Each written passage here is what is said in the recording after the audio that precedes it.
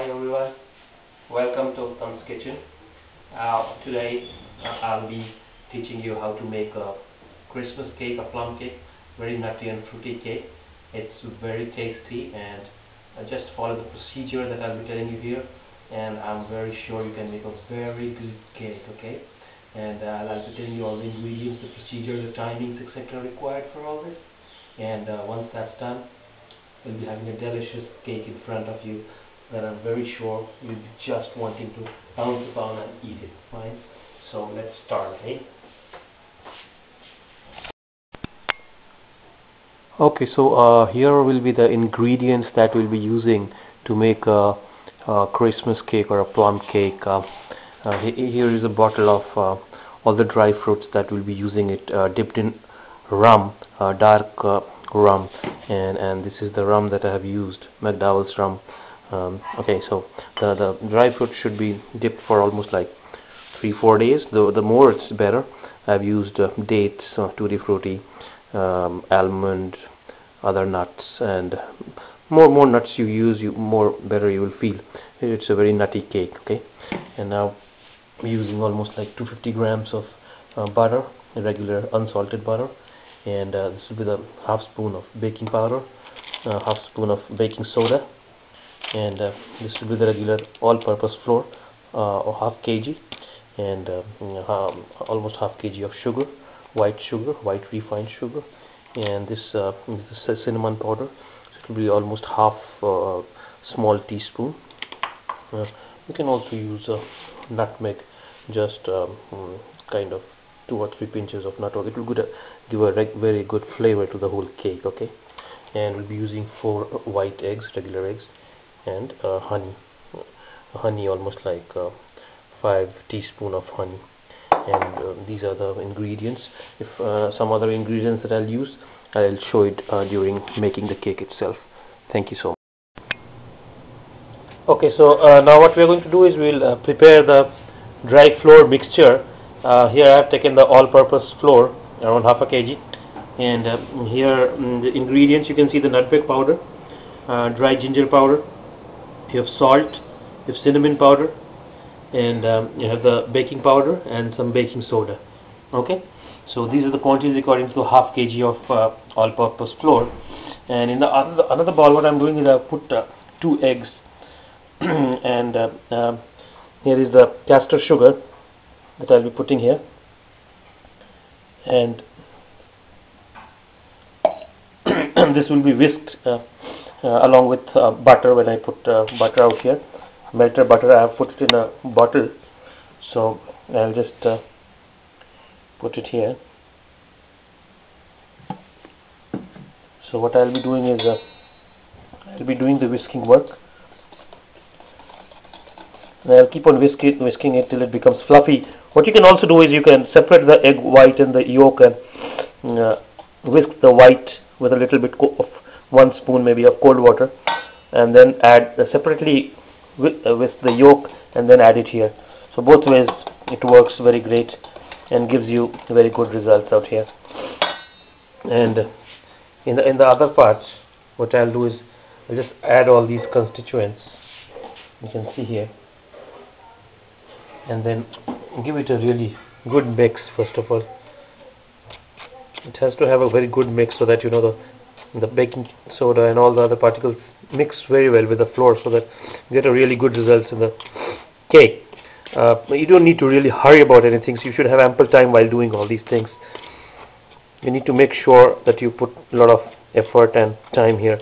If you be in a hurry, the cake taste won't be that good. You would definitely get a cake, but not of a good quality. So once this is done, what I'll do is I'm using a stainer, wherein I'm using to stain it the all-purpose flour, so that the mixing is at a very good level. You get a very good mixing. And here, once it's done, you can also do it like this, so that mixing again is very good. These things are very important. Out here, the whisking will continue. Obviously, you can use a blender or a whisker, a machine, so that it gets very fast. But I prefer doing it with hand. I've got really good results with hand, so I'll continue this, doing it. Once it's done, I'll show you what's the end. Okay, now this has become like this. It's quite fluffy. What I'll be doing is I'll be putting this caramel sauce out here, dark caramel sauce. You can prepare the caramel sauce with sugar and then adding water in it. And now I'll be putting the dry fruits that I had dipped in rum. It will give it a fantastic taste, I'm very sure.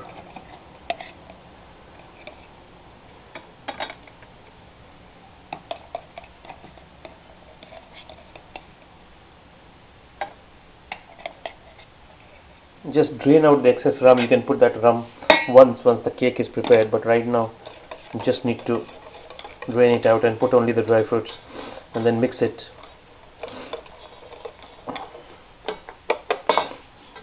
I'll put away the caramel, and now I'll gently cut and fold the flour that is here. As you can see, I'll just put one big spoon like this slowly.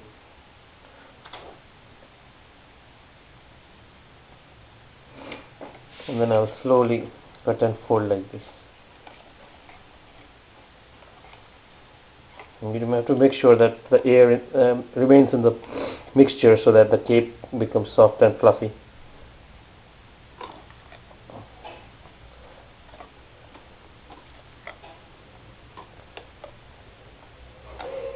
Similarly, you have to mix the rest of the flour.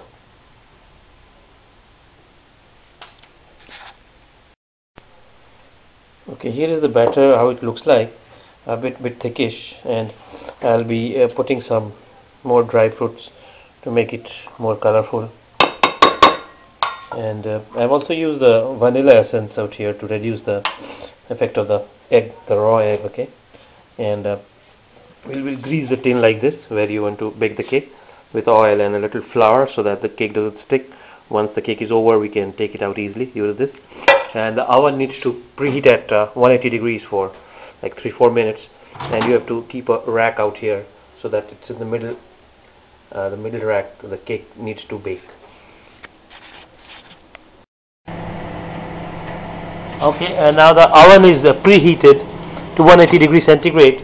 What we'll do is we'll put the cake batter here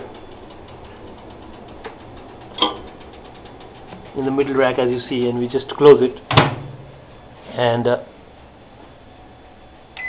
put the oven in convection mode at 180 degree for 40 minutes at least.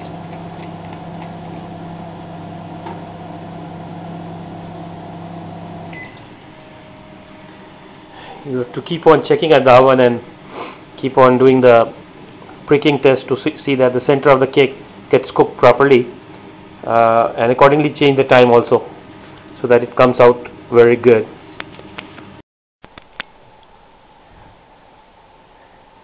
Okay, so here is the final cake. You can have a look at it. It's very crunchy, crispy, and quite raised. I'm gonna relish it. Thank you.